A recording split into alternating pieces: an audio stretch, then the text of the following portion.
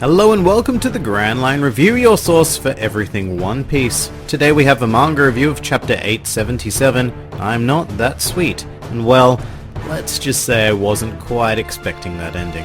But before we get into that, let's start on a lighter note with the cover story. So we have Sai returning to Kano Country and encountering this absolutely ripped woman named Ulokia? I'm not sure. And of course it turns out that Sai is actually engaged to her. That player.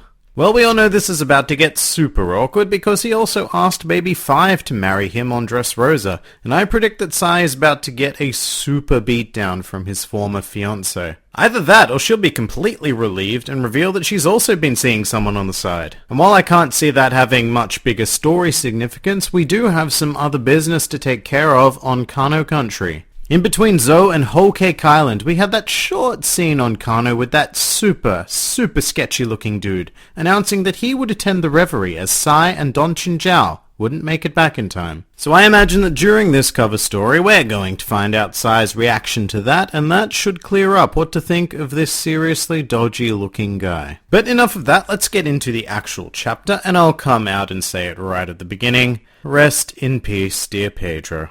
Right up until the final pages, I believe that the Straw Hats were going to pull something out of their asses to get away again, kind of like how Nami used Zeus to buy some time. But in a weird way, I'm glad this had to happen. I think it's really important to the story to show that you can't just walk into an emperor's territory and come out entirely unscathed. And Pedro definitely seemed to know this, as he commented to Carrot that this was always going to be his last voyage. Along with that, he made a very interesting statement, pondering if Luffy and the Straw Hats had been the ones that the Kozuki clan had been waiting for the past several hundred years. Specifically, the ones that will lead the world into a new dawn. Now this definitely came out of nowhere. To the best of my knowledge, the only thing like this we've ever even heard was Whitebeard's statement that Blackbeard was not the one that Roger had been waiting for. Although given how Roger was directly connected to the Kozuki clan, I don't think it's too far out of left field to suggest that these statements are related.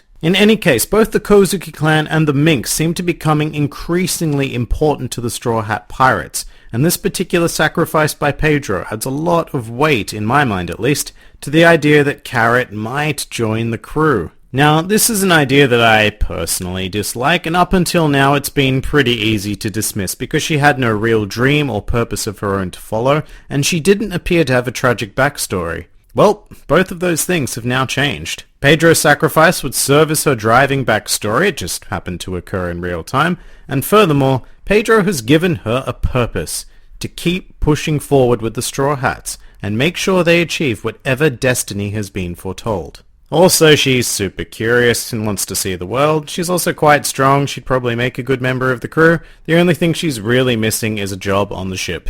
But she also hasn't really done much on Whole Cake Island, and after this chapter it kind of looks like she was placed here just to experience this moment and propel her into the future. I suspect she'll have a much greater importance in the Wano arc, but unfortunately, the same cannot be said of Brother Pedro. Of course, this is One Piece, and we've seen significantly bigger blasts fail to kill people at point-blank range, so as of now there is no guarantee that he's actually dead, but I'd like to think that Oda has learnt his lesson from Pell and doesn't invalidate this moment. And on the other hand, we also can't forget that Katakuri is also present. This failure of a fortune teller once again proved why it's difficult to write characters who can see the future. Katakuri should have seen this happening, and more than likely would have had the opportunity and the time to stop it with a jelly bean or something. And you can use the excuse that he had his hands full with Luffy, but at the very least he would have reacted to this before it happened.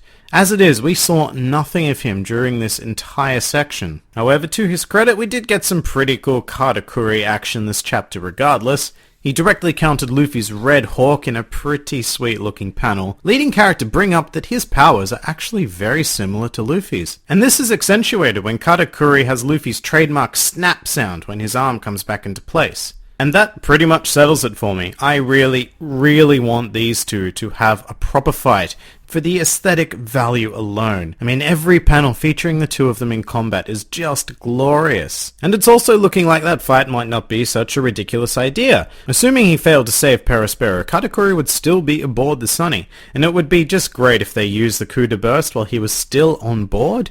Then they would arrive in Chocolate Town, and the Straw Hats would be able to face him without any reinforcements, at least for a short while. Going back to the coup de burst though, it was amazing to see Nami try to explain and then try to prep it. I've always thought it was weird that either Frankie or Usopp didn't come along on this journey, because they're really the experts when it comes to the mechanics and structure of the Sunny. I guess at some stage Frankie just must have taught Nami how to activate it in case of emergency. And there were a couple of other interesting tidbits this week. Firstly, Perospero revealed that his bounty was a whopping 700 million, and my God, that is definitely a shock. Possibly more shocking than Pedro's sacrifice, actually. The dude just never seemed that powerful. Honestly, if you encountered him somewhere other than Whole Cake Island, I still think that would be the easiest 700 million in the world to pick up. But seriously, he's worth almost 100 million more than Sabo. That is absolute madness. There is no way that the second in command of the Revolutionary Army could be considered less of a threat to the world government than Candy Bro here. In any case, what's done is done. And another minor thing that stood out to me was Jinbei being surprised that Luffy was able to break Perospero's candy wall. I'm not really sure what this was all about. It was either a surprise at seeing the Red Hawk attack itself, or just a general surprise at Luffy's strength. Either way, that shouldn't really be the case. Jinbei should have seen Luffy use Red Hawk on Fishman Island, and he should well and truly be aware of just how strong the future Pirate King is at this point. So yeah, just an odd, seemingly out of character moment. Nothing chapter breaking. But let's also take this very rare opportunity to actually praise Luffy's intelligence. He very purposely used a heated attack against a candy conjurer because he knew it would be more effective. I believe he also does the same thing later on to combat Katakuri's mochi powers by using a Red Hawk Gatling gun. It just goes to show that if you combine two of Luffy's favorite things, those being fighting and food in this case, then he is an unstoppable force, much like Big Mom. And boy, did she really not do anything this chapter. She was just kind of there, screaming for wedding cake over and over as usual. I really hope that she doesn't stay this flat for the rest of the arc. But that pretty much does it for this week. Unfortunately, we have another break next week, so this arc climax is going to be slowed down even more. But hey, this week was a really good chapter, and I think we can all take a week of mourning for Pedro. If you enjoyed this video, then please feel free to like, favorite, or subscribe, and please do comment with your thoughts on the chapter. This has been the Grand Line Review, and I'll see you next time.